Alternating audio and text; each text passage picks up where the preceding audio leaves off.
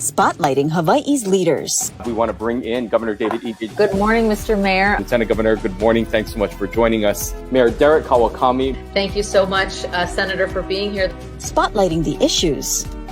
Where is the virus right now in our community? How much is this overall going to cost the state? How are you responding to the community's concerns? Talk about the level of citations that you guys are writing. Spotlight Hawaii with Yanji Denise and Ryan Kalei Suji on the digital platforms of the Honolulu Star-Advertiser. This episode of Spotlight Hawaii is brought to you by Long's Drugs.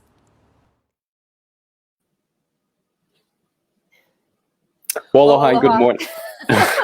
Aloha and good afternoon, rather. We've had a few delays this morning, but we do appreciate all of you for joining us here. We have a very important guest, Ryan, and that is someone who is joining us from Washington with the hopes to return home. That's right. We are joined now by Congressman Kai Kahele, who recently announced his candidacy for governor. Good morning, Congressman. Thanks for joining us. It's actually good afternoon. Aloha. Good afternoon. Washington, D.C., but aloha, Yanji and Ryan. Mahalo. It is. This is probably as late as we have done this show, so I'm so used to saying good morning. Anyway, we're just lucky that we could find time and have you on the show here this afternoon. Let's start off and begin with the big announcement that you made over the weekend. There has been a lot of speculation as to your political future. You've made that official over the weekend by announcing in your hometown of Hilo that you would be running for governor. Why did you decide to wait to this moment to make that announcement, and what led to your decision?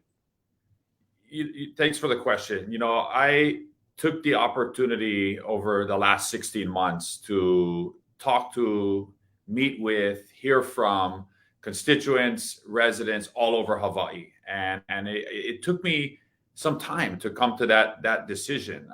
But after talking to my family, having long conversations with my wife and our children, and listening to the people of Hawaii, we felt the time was now, that the moment in Hawaii is now for new leadership and the type of leadership that I feel I can bring to the people of Hawaii. And I've just been so, privileged to be able to represent Hawaii in Congress, to travel across our state, to hear what are the most pressing needs and challenges of Hawaii. And if there's one overarching message that I've heard time and time again across the state, is that we need strong leadership to address Hawaii's most pressing challenges. And, I decided to run for governor and make my announcement in my hometown of Hilo at the Boys and Girls Club gym, where my dad learned how to play basketball and so many Hawaii and Hilo kids learned how to play sports. It was a great day on Saturday, and it's a sprint. It's a sprint to August 13th. There's 95 days before the election, and I'm excited. When you ran for Congress, obviously you ran to replace Tulsi Gabbard, who sort of famously ran for president in that long shot bid.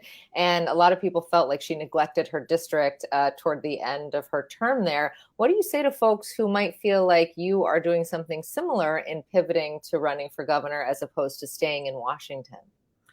I look at my time here in Washington as an opportunity where I evolved, not just as a person, but as an elected leader. I gained an incredible amount of federal experience just in the past 16 months. Myself and my team redefined how the 2nd Congressional District should be represented by whoever gets the privilege to sit in this seat. But I feel like I have gained a tremendous amount of experience, institutional knowledge of the symbiotic relationship that the federal government needs to have with the state and county governments. And I am bringing that back to Hawaii. And there's no other candidate running for governor right now that has any federal experience. I had an opportunity to be a part of the American Rescue Plan, the 3rd installment of the CARES Act funding for the coronavirus. I had an opportunity to be a part of and help craft the infrastructure bill and bring home over $3 billion of infrastructure to the state over the next 5 years.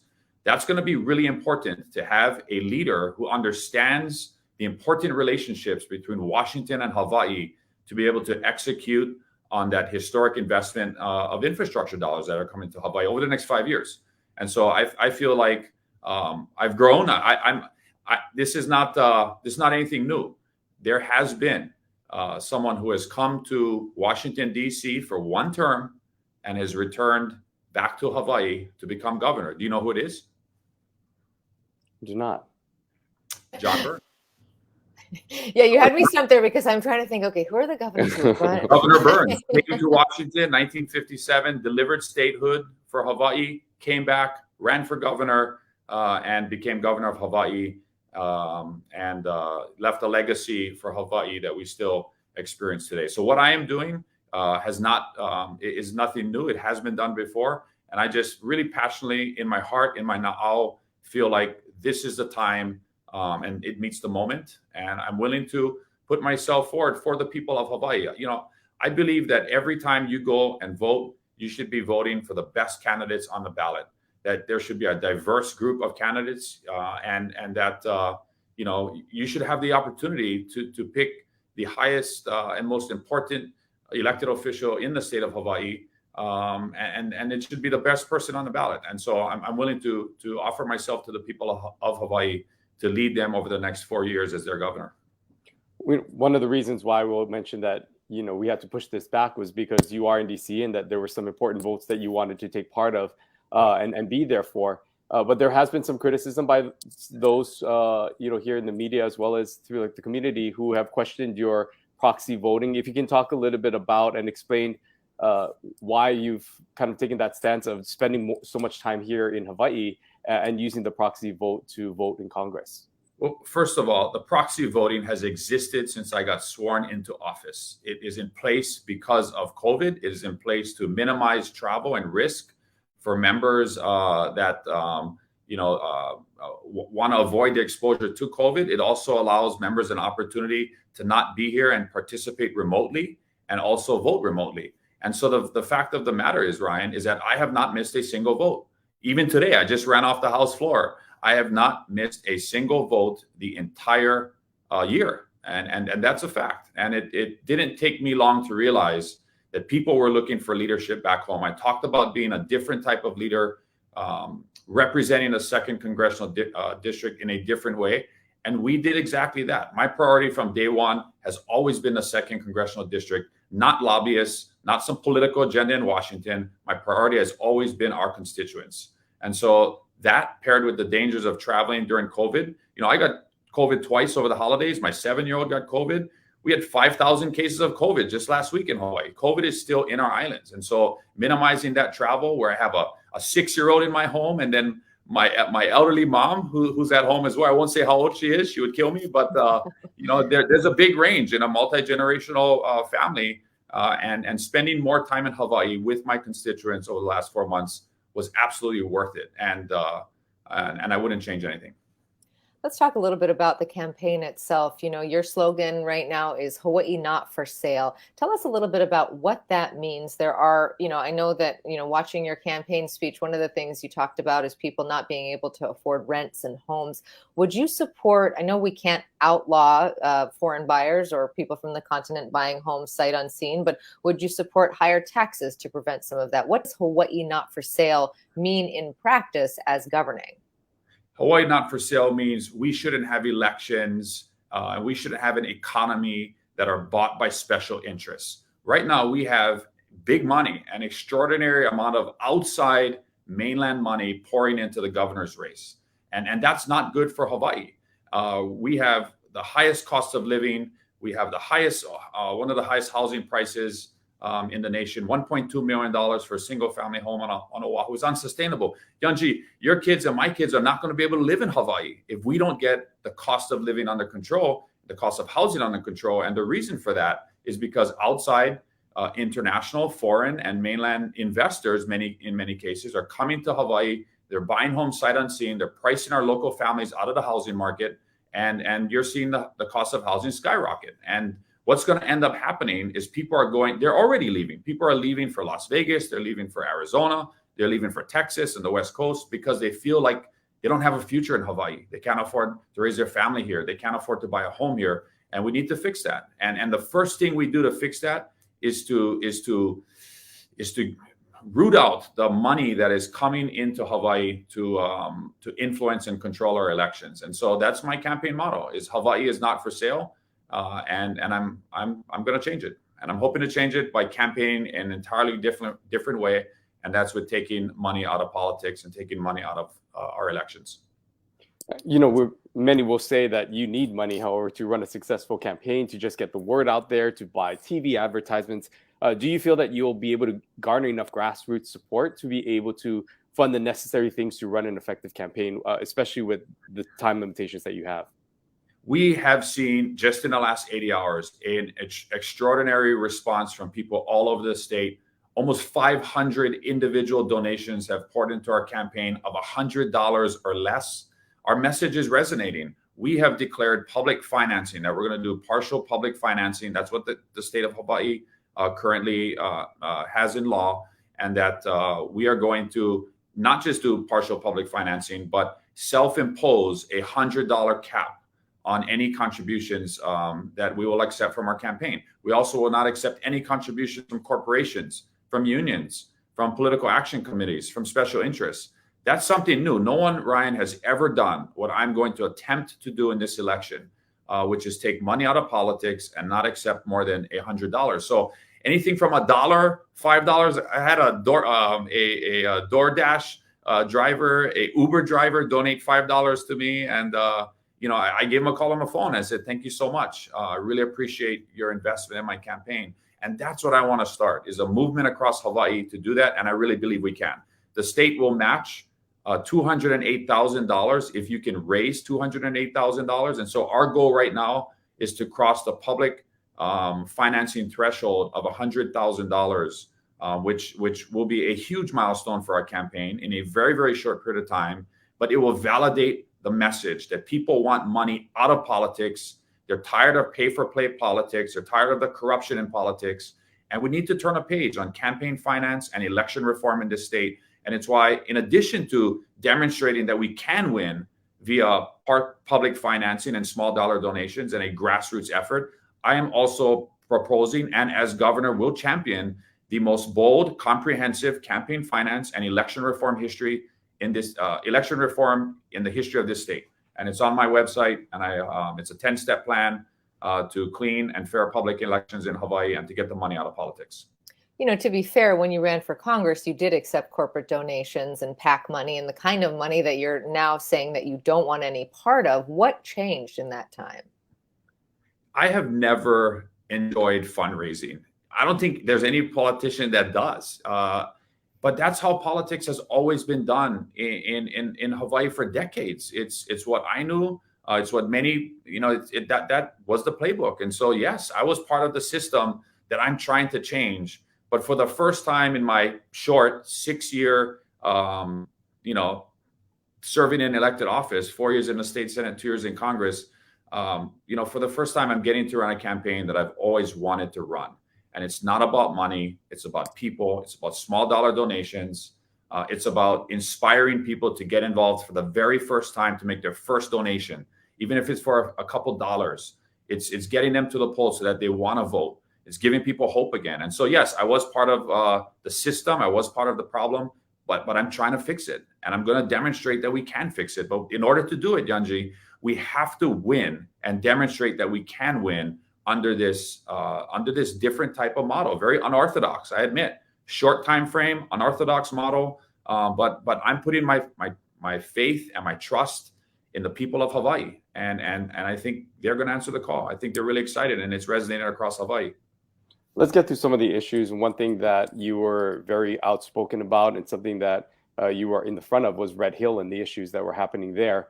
Can you give us an update on the conversations that are happening? We know that there has been some reports of the timeline now of what the Navy has, but what are the conversations like going on now in terms of what you're hearing about Red Hill? And then furthermore, if you were elected governor, how do you see that facility overall? What is the future of Red Hill? Thanks for the question. I flew back here to Washington to participate in the House Armed Services Committee full hearing with the United States Navy. So I had a chance to question the Secretary of the Navy and the Chief of Naval Operations just this morning. We posted it online. You're welcome to take a look at that 5-minute conversation. But I went right to the heart of the issue, and that is the Department of Health's order that they issued last Friday, that the Navy decided not to contest on Monday, that effectively paves the way for the defueling and the permanent shutdown of Red Hill. The state is asking for 3 specific timelines: May 15th, the end of June and the 1st of November for a plan to safely shut down and defuel this facility. So by November 1st, the Navy has to provide the state with how they are going to defuel and permanently and shut down and secure the facility. And so that's the questions I wanted to ask. I also wanted to find out about these investigative reports that are happening. There's multiple reports that are happening 6 months later. None of those reports have been finalized. None of them have been made public for the people of Oahu, for the military service members, for the congressional delegation, for the state elected officials. And so I wanted to know from the Secretary of the Navy when those reports would be published. And then finally, just getting reassurance from the Navy that the water is safe to drink, that they have a plan, that they're working with the Board of Water Supply and Ernie Lau to address the potential water shortages that we're going to experience in the summer. Ernie's calling for 10% water shortages and people to start rationing water. But that's what's happening right now. As governor, it's going to take time for the Red Hill facility to be defueled, 100+ million gallons of fuel that need to be drained and that facility secured. But as governor, I don't think there's anybody more equipped in the state of Hawaii to be your governor to lead the shutdown and the permanent closure of Red Hill. I've been in the military for 22 years. I'm a current lieutenant colonel in the Hawaii Air National Guard. You know, I went toe to toe with the United States Navy and stood with the people of Hawaii on Red Hill from the very, very first day. And so as governor, I can't see anybody that would be more equipped, more experienced, more knowledgeable about the subject than I could be, so that we can shut down this facility permanently and do it as quick as possible. You know, you mentioned earlier that COVID is still with us. We do know that the rates statewide are pretty high if you look at the positivity rates, although they could be even higher because we don't know all these home tests that are being not reported. But I'm interested to know how you think the Ige administration did when it comes to shutdown and mask mandates, vaccine mandates, things like that. You know, our governor was famously one of the most conservative when it came to all of these restrictions. And the DOE still has a policy in place that mandates masks for kids indoors on Hawaii public school lands. What are your thoughts on that? Do you think that the mask mandate should be lifted for children? And do you think that the Ige administration was appropriate or too conservative? What's your take on that? I think the mask mandate should be lifted. I think the decision to wear a mask should be the same decision that all of us are left to make that personal decision, whether we're on an airplane or whether we're out in public, on whether to wear a mask or not. And the decision to wear a mask in our Department of Education public schools should rest with the parent. And if the child is able to make the decision, then they should be able to do that. You know, I've got a 6-year-old and 8-year-old, kindergarten and second grade, and it's tough for them to be in a mask all day long. But that decision should rest with their parents. You know, we have evolved COVID. We still have a lot of cases, just like you said, are happening right now. The virus seems to be different than the previous variants. People are not getting as sick. It's potentially not as fatal than the previous variants that existed. You know, it's easy to armchair quarterback the governor and the decisions that he made. You know, this is something that nobody could have ever expected. And you know, he tried to make the best decisions that he could with the best information that he had at the time, right? This is a very dynamic situation. We went through, I can't remember how many variants we went through, 3 or 4 of them, Omicron, Delta, and it was a constantly evolving situation. I think that what the governor tried to do is utilize Hawaii's geography in the Pacific to isolate us from variants that were coming in or from travelers coming into Hawaii that were bringing in COVID or bringing in those different variants. So, you know, I think the governor did the best he could. I know General Hara and the Hawaii National Guard that I went on active duty for about 4 months and answered the call to serve on COVID duty right after March, April of when COVID first happened to serve with the rest of our Hawaii National Guard members. They did the best they could. And what's more important is that we learned from the mistakes we made. We learned how to prepare for another global health pandemic, and we can build a resiliency within the state of Hawaii so that we're prepared for that. And I think that's the most important thing that we can take away, because this is not the first and it's not the last health disease variant that will come into the Hawaiian Islands. Diseases have existed in Hawaii for hundreds of years, and so that's something that we need to look at addressing is helping the state be more resilient for a future global health pandemic. Another topic that the next governor and next leaders of our state will continue to have to deal with is weighing how we manage tourism in the islands. There has been a lot of things that has been brought up because of the pandemic of how the state should look at tourism and remanage and reimagine what it could be like. There are many locals who feel like there are just simply too many tourists on the islands and expected a summer surge this coming summer as well. How do you see that playing out with the relationship with visitors, knowing the importance that they have to our economic future and just stability, but also the relationship with locals and locals feeling that they are being able to enjoy the place that they call home? 10 million visitors is too much. I think we saw we were maxed out a few years ago when we eclipsed the 10 million visitors a year mark. That is something that is unsustainable for the state. It's a huge drain on and wear and tear on our natural resources, our wastewater systems, our food supply, and so there has to be a balance between managed tourism, what that looks like, what appropriate number of tourists that we're striving for that come to Hawaii, the type of visitor that comes to Hawaii. And how we can manage that between our local kama'aina and the tourists that come here, that many of them come here for their very first time. It's on their bucket list. They're looking for that Hawaii experience. And we want to be able to share that mea ho'okipa with them. But at the same time, we also want them to be very mindful of that this is our home. This is where we live. These are our neighborhoods. These are our beaches where we take our kids, our trails that we want to walk on. And so, there are airlines out there that are starting to educate tourists before they come to Hawaii, what they can do, where they cannot go. And I think there's got to be a synergy between the Hawaii Tourism Authority, the legislature, the visitor industry, the hotel industry, the airline industry, to come up with this balance that allows us to continue the economic benefits that tourism brings to the state, but also tries to manage it with our local visitors. And you just mentioned a summer surge. That surge could be here before we know it. Governor Ige and his team are in Japan, trying to get Japan to reopen tourists to come back to Hawaii. We haven't seen Japan return to Hawaii yet, but when that does, that's going to be a lot of tourists in Hawaii, and we need to be prepared for that. I want to ask you also about TMT. We know that the next governor is going to have to help to manage that project. What are your thoughts on TMT going forward? The legislature just passed legislation to change the management of the mountain to move it out solely of the hands of the University of Hawaii. Do you agree with that legislation? And do you think the project should move forward?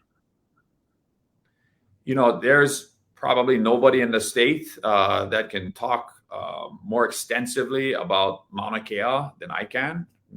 In my third year in the state Senate, I led a piece of legislation to change the management of Mauna Kea.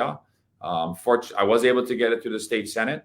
Unfortunately, it wasn't able to make it to the House, but many of the mechanics and the foundational principles in that piece of legislation are part of the existing legislation today. The first thing we need to do is how do we manage Mauna Kea?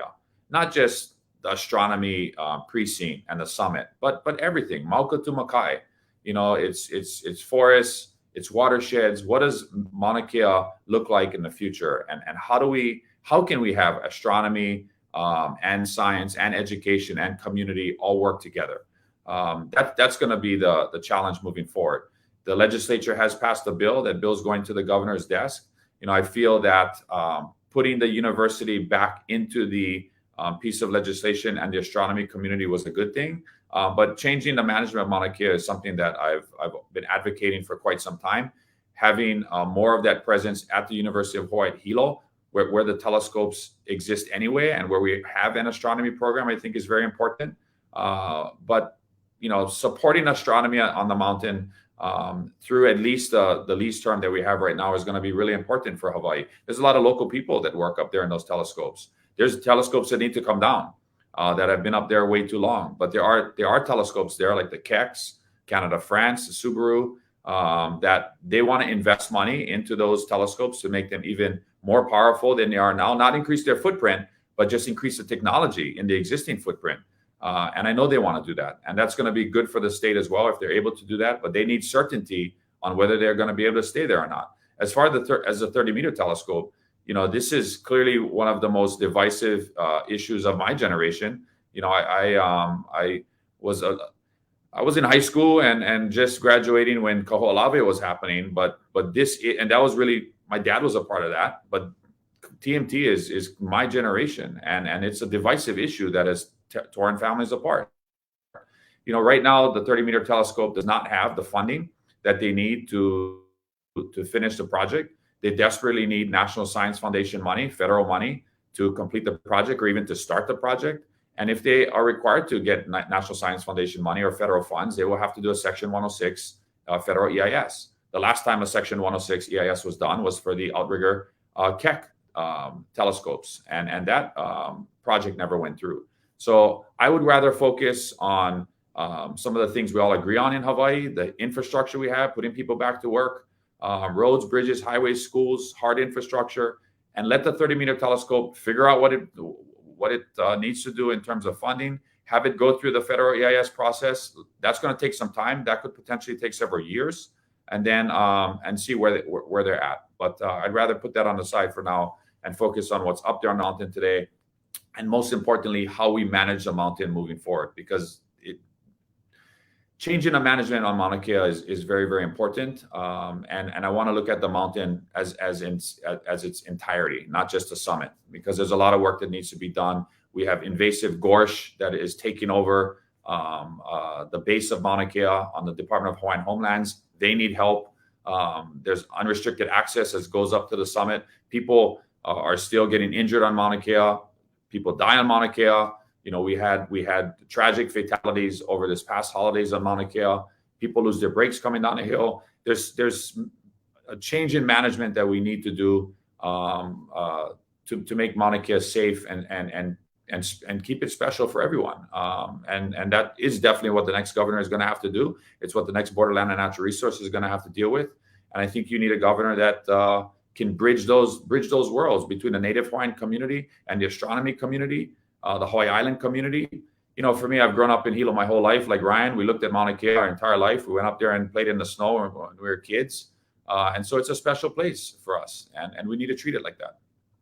There are some questions here, people asking what differentiates you from the other candidates. And, earlier when we had you on this show, you were still considering a run. And one of the things that you said you were hearing from people is that they weren't inspired by the candidates. They weren't happy with those that were in place. What ultimately led you to decide that you wanted to face off against the candidates that are in this race? And what makes you different from, say, Vicky Cayetano and Lieutenant Governor Josh Green? I'm not a career politician. For me, most people in Hawaii know I'm a pilot. I started flying when I was 18, went to the Hawaii National Guard, been flying for 20 years, flying at Hawaiian Airlines. I came into elected office because I was given the opportunity to serve again, or to serve in another way than I had been already serving for the last 20 years as a guardsman in the Hawaii National Guard. I joined the National Guard when I was 24 years old, when I raised my right hand to swear to protect and defend the state of Hawaii and our country. So I've been serving our state and our nation half my life. When my dad passed away unexpectedly at 73 as Hilo State Senator, he asked if I would serve and asked if I would replace him in the state Senate. That was a difficult decision for my wife and I. She was almost 7 months pregnant with my third daughter, and going into politics wasn't part of the plan. But my dad asked me to serve. He felt I could offer something to the people of Hawaii and Hilo, and so I did. I got into the state Senate, and I felt like I could contribute and addressing some of the tough issues that we had to deal with, whether it's water rights in East Maui, rail, Mauna Kea. I've never shied away from tackling the tough issues, trying to bring people together and trying to solve some of the state's toughest problems. Chaired the Higher Education Committee, was on the Ways and Means Committee for my entire time in the state Senate. Chaired the very, very difficult Water Land Committee. So I got good experience at the legislature. I quickly came to understand that you need relationships in the legislature. You need friends there. You need the opportunity to bring people together to solve problems.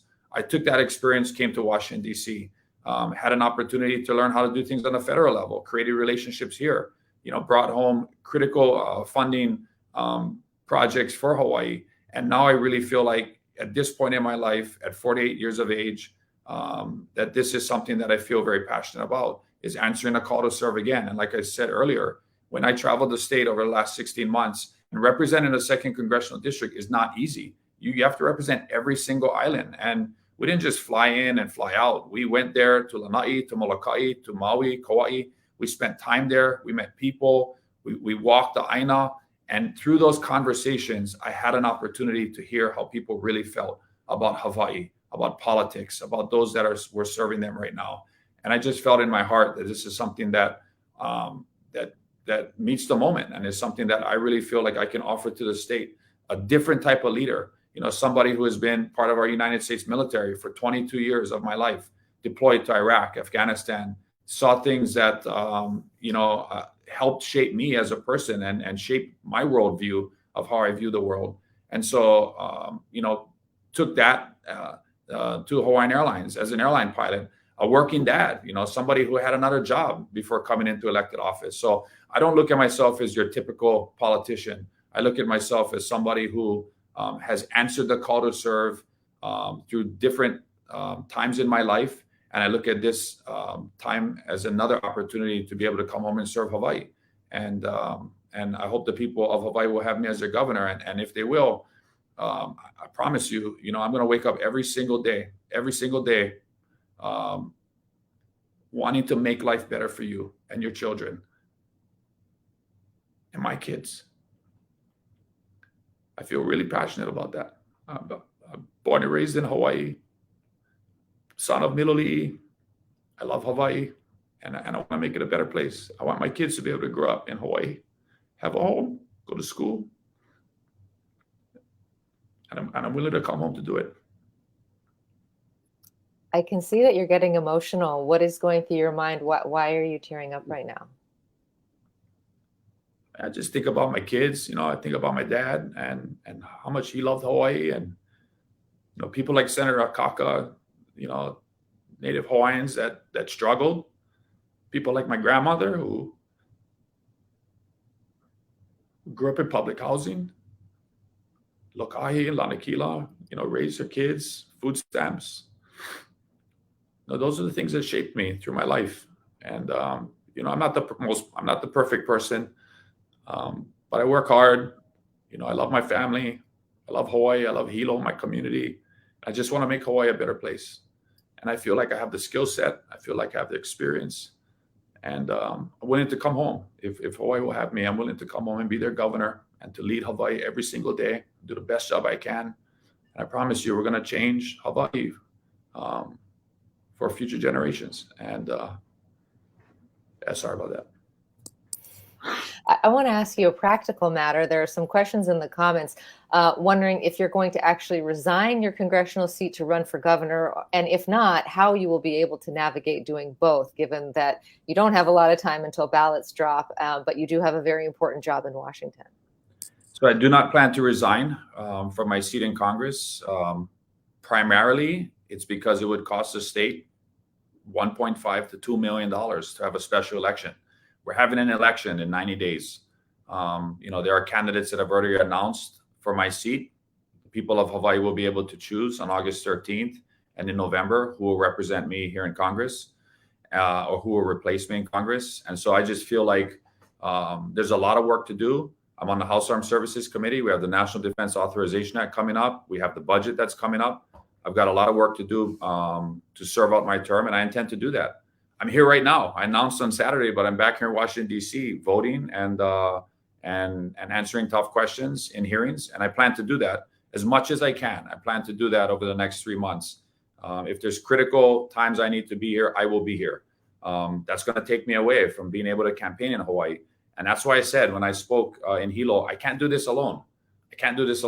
I got to continue to serve. I got to continue to be here in Washington, D.C. when the House is here as much as I can. But it's going to take a collective effort from people throughout Hawaii who want to help change Hawaii and do it together. So anyways, I don't plan to resign. And I guess we'll have to see what happens. If I'm successful in the election, obviously you'd have to resign to be sworn in as governor. So that would probably be sometime in November. And if I'm not successful, then I'll just continue to serve until the last day I'm in office, and myself and my team are going to give, like we've always done, 200% all the way until the last day. And that's my decision. Well, unfortunately, we are out of time, and we want to thank you, though, for making time to spend with us today. Before we let you go, though, I have to just acknowledge you made a very special presentation on the floor today, a special speech recognizing the national champions of the Hawaii men's volleyball team that you were a part of at one point. I was, I am going to give a speech. I was supposed to, and we had a 4-hour vote period, but I blew up the big picture of the team on the floor of Poly Pavilion. It's sitting outside my office right now. I'm going to take to the floor of the U.S. House of Representatives tomorrow for a minute and speak about our back-to-back national championship UH men's volleyball team. I'm so proud of them. I would not be where I am today if it wasn't for the UH men's volleyball team. That was such a big part of my life from 1994 to 1997. Coach Mike Wilton gave me a chance. The last person to make the 94-95 UH men's team. Went to Poly Pavilion in 96, lost the national championship game in 5 sets, led by Yuval Katz. So I was so proud to see our UH team this year go back to Poly Pavilion, bring home the championship, whip Ball State in 5, and then showed Long Beach State who the number 1 team in the nation was. So congratulations to them. Looking forward to the celebrations back home in Hawaii. And I'm looking forward to going to the House floor for the second time. I did it last year, but to remind my colleagues that the number 1 team, UH men's volleyball in the nation, is from the state of Hawaii, and we couldn't be more proud. That's right. A lot of celebrations still to come to celebrate that team. Congressman Kahele, thanks so much for joining us from DC, and we look forward to speaking to you again as the election draws closer. Mahalo. Aloha, mahalo. Mahalo. Wow, Ryan, wonderful to hear from him. And we apologize to our viewers. We are on a few hours later, but as he did say, he had votes that he needed to handle because he is obviously doing his day job, which is serving the 2nd Congressional District, while at the same time pursuing that office of governor of the state of Hawaii. Unexpected to see him tear up like that toward the end and really talking about his commitment to his hometown and to his family and getting pretty emotional. Yeah, and like he said, this has been a process. This is something that he has been weighing if he should enter this race. Of course, that official announcement just coming on Saturday, and here he is back in DC, as he said, really participating in some what he calls important votes to be a part of. We were also able to get a chance to hear from him of how he thinks, what his game plan and what his strategy is moving forward. Obviously, only a few months before the election, and many say that this is kind of late to be jumping in, but he laid out just how much support that they've had since Saturday. Of course, he has made it known that he will not be taking any corporate money or super PAC money for this race, saying that it is being influenced by those outside of Hawaii. So really making that a part of his campaign strategy and his messaging going forward. In fact, his website is Hawaii is not for sale. And so discussing some of those, concerns of his and really making that a key focal point, but also saying how he feels like that will be a benefit for this campaign moving forward. Right. And to reach that public financing, he does have to meet some financial thresholds. So he said that, he's thanking everyone from the Uber driver who gives $5 up to his max accepted donation of $100. Still quite a lot of money to raise when you're raising them in those increments to get that public financing.